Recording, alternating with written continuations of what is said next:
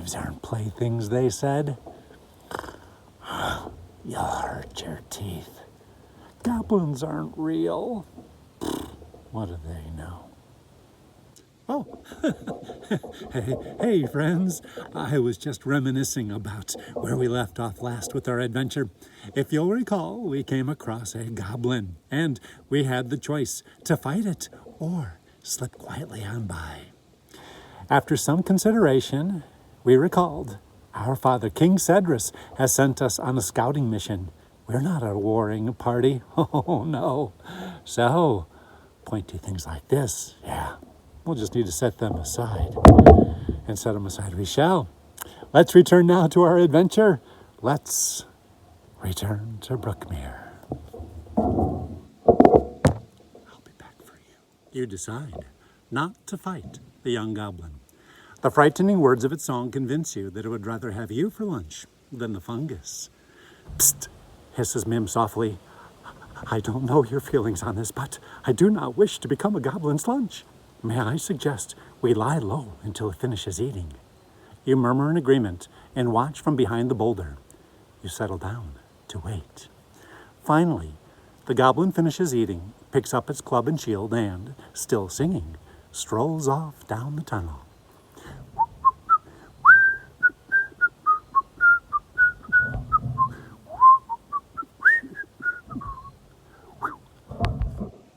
After a few minutes,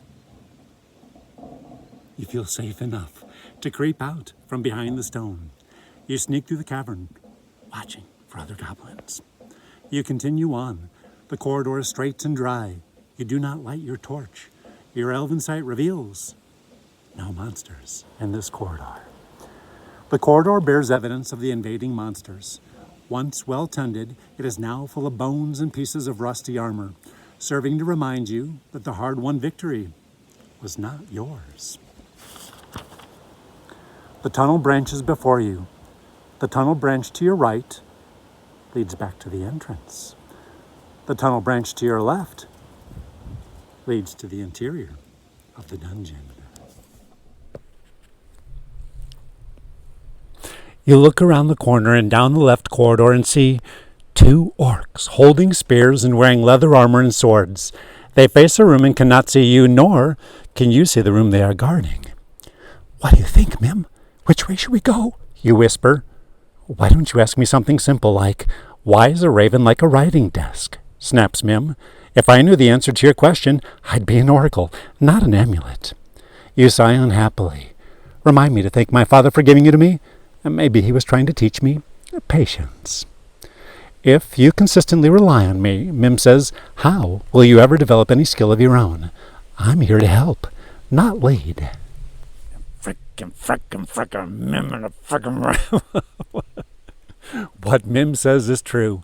Angry as you are, you do understand what it is trying to do.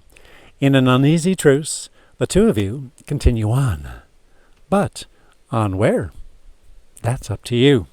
Do you choose not to fight the orcs but go back to the entrance and leave? Or do you want to attack the orcs? The choice is yours. Comment below or wait for the poll later this week in stories and let me know. Are we a search party or a warring party? The choice is yours.